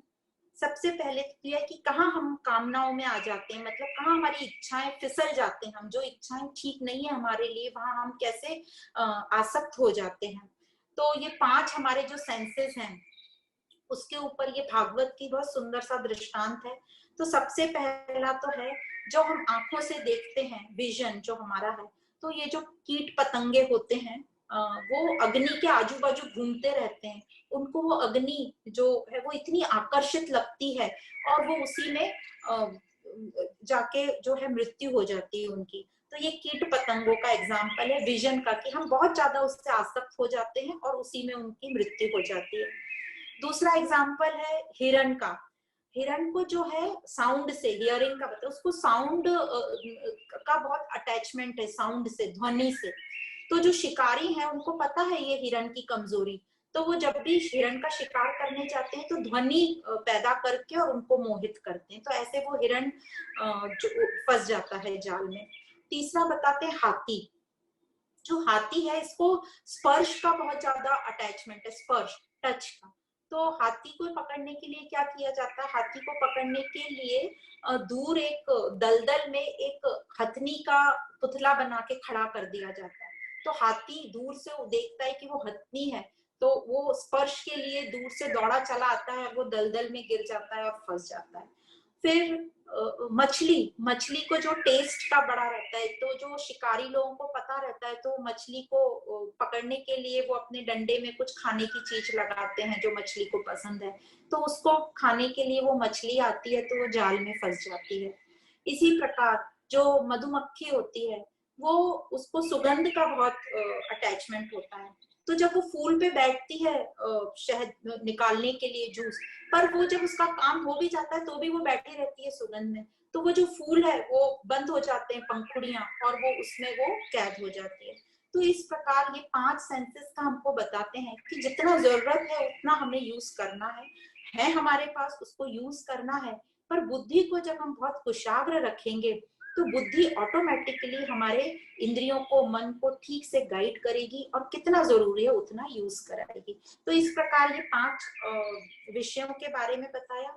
फिर दूसरा है कि श्रद्धा की कमी, या हम कैसे अपने अहंकार में, या बोलेंगे ओवर कॉन्फिडेंस में जब हम आ जाते हैं तो हम कैसे काम करते हैं। तो यहाँ दूसरी एक और भागवत की कहानी है।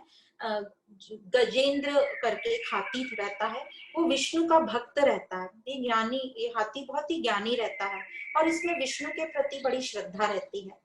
तो एक बार ये फूल तोड़ने जाता है कमल का, और इसने देखा कि वहां बहुत ही दलदल है, और इसको ये भी पता है इस हाथी को कि इस दलदल में बड़े कछुए और क्रोकोडाइल रहते हैं।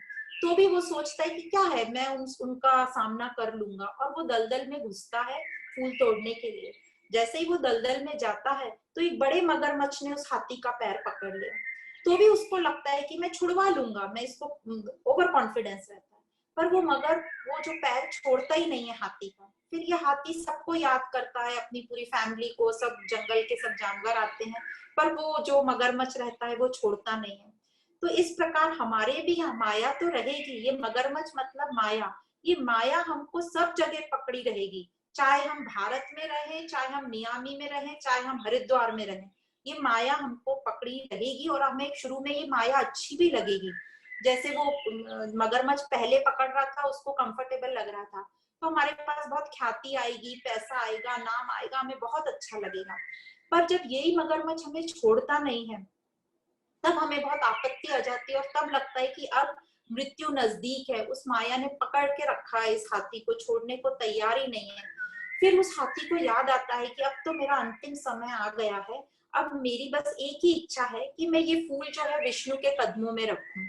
तो जब उसने विष्णु को याद किया, तब विष्णु जी प्रकट हुए, और जो भी स्टोरी है कि वो चक्र से उस मगर को मारा। कहने का तात्पर्य ये, हम फिजिकल शब्दों में नहीं जाएं, ये माया हमको हर जगह पकड़ी रहेगी, पर हमारा ध्यान परमानेंट की तरफ केंद्रित रहना है। उस माया को हमें पूरा एंजॉय करना है, यूज करना है, पर उसको पकड़ के नहीं रखना है। जब टाइम आया तब हमें उसे छोड़ भी देना है। तो इस प्रकार ये गजेंद्र हाथी की श्रद्धा जो थी, ये आखिर में काम आई। तो श्रद्धा का बहुत इंपॉर्टेंट रोल है। श्रद्धा हमको हमारे लक्ष्य के प्रति जो है हमारी क्षमता बढ़ाएगी, उसकी समझ बढ़ाएगी और उसके प्रति विश्वास रखेगी। अब तीसरी एक और बहुत सुंदर स्टोरी कि कैसे हमने अपने आप में दृढ़ निश्चय रखना चाहिए अपने लक्ष्य के प्रति। तो ये कहानी है एक छोटी बच्ची की, जो रोज स्कूल से बाहर निकलती थी तो एक चॉकलेट की दुकान देखती थी। उस चॉकलेट की दुकान में बहुत तरह तरह की वैरायटी ऑफ चॉकलेट्स रहती थी। तो वो रोज पूरी दुकान का निरीक्षण करती थी और आगे बढ़ जाती थी। और वो जो चॉकलेट शॉप का जो मालिक था, वो रोज बच्चों को अट्रैक्ट करने के लिए और नए नए शेप के चॉकलेट्स लगाता रहता था। बहुत बच्चे उससे चॉकलेट खरीदते थे, पर ये जो बच्ची थी, ये कभी भी नहीं खरीदती थी, रोज पूरा निरीक्षण करती थी और चली जाती थी। तो एक बार वो दुकान के मालिक ने इस बच्ची से पूछा कि तुम रोज आती हो, निरीक्षण करती हो, पर एक भी चॉकलेट नहीं लेती हो, तो इसका कारण क्या है? तो वो बच्ची बोलती है कि मुझे ये एक एक चॉकलेट नहीं चाहिए, मुझे तो इस चॉकलेट स्टोर की जो कैबिनेट है उसकी आप चाबी दे दीजिए। तो उसका लक्ष्य इतना निश्चय था कि उसे उसकी चाबी चाहिए थी। वो अलग बात है कि उस चॉकलेट शॉप का मालिक उसी का ही फादर था, तो ये एक अलग स्टोरी है। बट कहने का मतलब, हमें अपना निश्चय पक्का रखना चाहिए। निश्चय छोटी छोटी चीजों में ना रखें कि हमें छोटी चीज मिल गई या हमने बड़ा निश्चय किया और हम छोटी छोटी चीजों में फिसल गए, ऐसा ही होता है। इसीलिए हम ये अभ्यास नित्य निरंतर नहीं रखते हैं, बीच में ही छोड़ देते हैं। तो अपना याद रखें कि छोटी मोटे उद्देश्य ना रखें अपना। हमें जागृत होना है, हमारा उद्देश्य जागृत होना है और अपने अपने स्वरूप से एकाकार करना है, अपने आप को समझना है। तो इस प्रकार हमें यहाँ तक बताते हैं कि हमें क्या करना चाहिए। और आगे बताया गया है कि श्री कृष्ण का जहां भी यहाँ पे प्रयोग हुआ है मैं शब्द, मैं का मतलब है आत्मा स्वरूप। हम कई बार गलती से ये समझ लेते हैं कि ये कृष्ण तो वो बंसी वाला मोर मुकुट वाला कृष्ण है, देव की पुत्र यशोदा का लाल, वह नहीं है। ये आत्मा स्वरूप के बात को दर्शाता है। अब ये जो अज्ञानी लोग हैं, ये जो जागृत नहीं होते, उसका क्या कारण है? तो उसका कारण तो यही बताया है कि वह, जैसे बताया कि वह कामनाओं पर और उतावलेपन बहुत होते हैं, मतलब वो लोगों पर डिपेंडेंट रहते हैं अपनी खुशी के लिए, और कामनाओं के लिए भी वो दूसरों पर डिपेंड रहते हैं कि सामने वाला, ये जग में जो लोग हैं वो मुझे खुशी दें, और उनका अटैचमेंट बहुत रहता है, इसलिए वो निर्णय ठीक से नहीं ले पाते। जैसे उनके मन में कामना हुई, कामना पूरी हुई तो उनको लालच आ जाता है, और कामना पूरी नहीं हुई तो उनको क्रोध आ जाता है। तो क्रोध के कारण उनकी बुद्धि बिल्कुल शून्य हो जाती है और वो निर्णय लेने के लायक नहीं रहते। दूसरा, वो द्वंद्वों में रहते हैं, मतलब कि वो जैसे बताया कि द्वंद्व, सुख दुख, निंदा स्तुति, उसमें फंसे रहते हैं। किसी ने कुछ भी बोल दिया, थोड़ा सा तो दुखी हो गए, किसी ने थोड़ा अच्छा बोल दिया तो बहुत ज्यादा खुश हो गए, बैलेंस में नहीं रहते उनको, क्योंकि पता नहीं रहता कि ये जो परिवर्तनशील संसार है, ये परिवर्तन होता रहेगा और हम ये परिवर्तनशील नहीं है, हम सत्य हैं जो कि परमानेंट है। शाश्वत है। तो इस प्रकार उनको इस बात का अज्ञान रहता है कि ये सब चीज परिवर्तनशील है। तो वो जो परिवर्तनशील है वो उन्हीं के पीछे भागते रहते हैं, उनके पीछे भागते रहते हैं, तो और दुखी होते रहते हैं और क्रोधित होते रहते हैं। और उनको अब जो है समझने की बात यह है कि ये ऐसे ही करते रहेंगे तो वो उनकी एकाग्रता कभी नहीं आएगी, वो कभी जागृत नहीं होंगे और अपने पर फोकस नहीं कर पाएंगे। पर कभी ना कभी तो उनको जागृत होना ही पड़ेगा, अपने मन बुद्धि को ऊपर लिफ्ट करना ही पड़ेगा, अपनी सोच बदलनी ही पड़ेगी। और ये जागृतता उनको आएगी सिर्फ और सिर्फ ज्ञान से। अब ये ज्ञान सिर्फ पढ़ लेने से नहीं, हमको इसके ऊपर काम करना पड़ेगा, अपनी जीवन में इसको प्रैक्टिकली अप्लाई करके उसको एक्सपीरियंस करना होगा। और करना हमको सबको अपना अपना ही है, कोई और मेरे लिए नहीं कर सकता। पर जिस प्रकार से हमको कई लोग साधन भी बताते हैं कि ये ज्ञान है और इससे हम कर सकते हैं, हमारे पास ये ज्ञान है भी, पर हम इसे नकारते हैं। तो एक छोटी सी स्टोरी बताते हैं कैसे जैसे हम भी उस बच्चों जैसे करते हैं। बच्चों को जब हम बर्थडे पे, कभी आप देखना कोई छोटा बच्चा हो और आप उसके लिए एक अच्छा सा अट्रैक्टिव खिलौना पैक करके लेके गए हो और साथ में आपने एक एनवेलप रखा हो जिसमें 25,000 रुपए हैं, तो आप जब दोनों बच्चों को बताओगे कि तुम्हें कौन सा चाहिए, तो बच्चा जो है अट्रैक्टिव खिलौना लेगा। उसको अभी 25,000 की कोई कीमत नहीं है, उसको तो अट्रैक्शन है उसमें, तो वो खिलौना लेगा। इसी प्रकार हम भी कर रहे हैं, हमारे सामने भी ये ज्ञान आता है, हमारे को परिवर्तन करने के मौके भी आते हैं, पर हम उसको नकार देते हैं क्योंकि हम जो जगत में इतना जो आकर्षण है, इतनी हलचल है, हम उसी से ही आसक्त रहते हैं। क्योंकि हमारा जो विजन है, जो हमारी दृष्टि है, अभी लिमिटेड ही है, अभी न्यूनतम पे ही है। हमने अभी विशालता को समझा ही नहीं है, देखा ही नहीं है। पर हम यह कर सकते हैं। और यह कब हम कर पाएंगे? जब हम इसको और अच्छे से समझेंगे। और अच्छे से कैसे समझेंगे मतलब, तो कृष्ण यहाँ कहते हैं जब तुम ये 3 शब्द और अच्छे से समझ जाओगे। वो कौन से 3 शब्द हैं? वो है आदि भूत, आदि देव और आदि यज्ञ। आदि भूत क्या है? ये जो हमारे 5 तत्व हैं। आदि देव मतलब हमारे मन, बुद्धि और इंद्रियां। और आदि यज्ञ मतलब मैं, आत्म स्वरूप। तो ये तीनों का जो हमें मतलब और मीनिंग समझाया, ये हमें 8वें अध्याय के लिए तैयार कर रहे हैं। तो इन तीनों का उत्तर 8वें अध्याय में दिया गया है। और इसके साथ साथ ही अर्जुन और भी क्वेश्चन पूछते हैं कि ये ब्रह्म क्या है, ये अध्यात्म क्या है, ये कर्म क्या है और मृत्यु के बाद क्या होता है। तो इन सब का जो उत्तर है ये 8वें अध्याय में अक्षर ब्रह्म योग में दिया है। तो हम भी इसको 8वें अध्याय में पढ़ेंगे। पर यहाँ ये पूरे अध्याय में कहने का, भगवान का कहने का हमको तात्पर्य यह है कि सभी को हमको मृत्यु का सामना तो करना ही है। तो हमारे साथ क्या जाएगा? अभी तक हम सबको पता है कुछ भी नहीं जाएगा हमारे साथ, जाएगा तो हमारा मन और बुद्धि। तो इस मन और बुद्धि पे काम करो जो हमारे साथ जाने वाला है। तो इस प्रकार इस अध्याय को यहीं पर समाप्त किया गया है। और इस सुंदर अनुभव के साथ, इस अनंत परमात्मा और इस अनंत परमात्मा की जो हमने विशालता देखी है, उस अनुभव के साथ श्रीमद् भगवद गीता उपनिषद ब्रह्म विद्या योग शास्त्र श्री कृष्ण अर्जुन संवाद के रूप में ज्ञान विज्ञान योग नामक 7वां अध्याय यहाँ समाप्त होता है। आप सभी को बहुत बहुत धन्यवाद एवं प्रणाम। ये आज जो हमने लेसन लिया ज्ञान विज्ञान योग, इसमें परमात्मा की विशालता, वो कैसे अनंत है, उसकी जो प्रकृति है जड़ और पुरुष मतलब चेतनता, उसके बारे में हमने सिर्फ एक इंट्रोडक्शन हुआ है। हम समझने की कोशिश कर रहे हैं कि ये कितना विशाल है और इसके साथ मेरी क्या पोजीशन है, मैं भी कितना विशाल हूँ।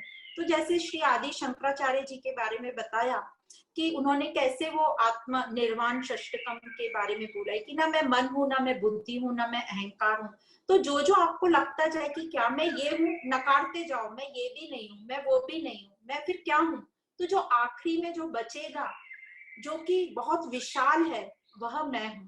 तो हमको सबको अपने आप ही अपना विश्लेषण करना है, अपने आप को ही बोलते जाना है कि ये सुख मैं नहीं हूं, ये दुख मैं नहीं हूं, ये राग मैं नहीं हूं, ये मोक्ष भी मैं नहीं हूँ, मृत्यु भी मैं नहीं हूँ, ये शास्त्र भी मैं नहीं हूँ, गुरु भी मैं नहीं हूँ। तो इस वेद भी मैं नहीं हूँ, तीर्थ भी मैं नहीं हूँ, तो हम ऐसे पीछे पीछे जाएंगे तो हम अपने मेन स्वरूप के नजदीक नजदीक पहुंच सकते हैं, और एक ना एक दिन उस मेन स्वरूप को हम जरूर अवश्य प्राप्त करेंगे।